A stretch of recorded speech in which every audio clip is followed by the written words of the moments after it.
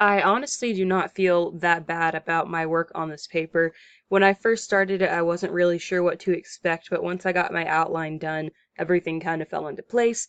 Obviously, the paper is not flawless, but I feel like I did a pretty good job accomplishing what I was supposed to with this paper.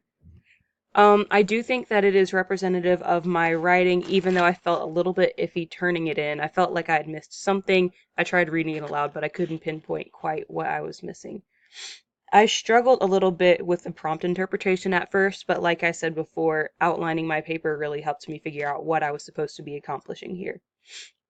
I think that the strongest part of my paper is probably the abstract. At first, I struggled with getting out of first person and into this sort of weird voice.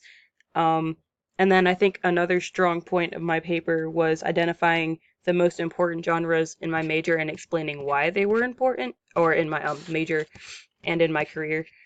And so here I talk about why I will have to do a lot of research papers and the implications of that. And then I talk about session notes right here. Being a counselor, it's important to make sure that my treatment is effective, and it's important to keep track of what's going on with my client.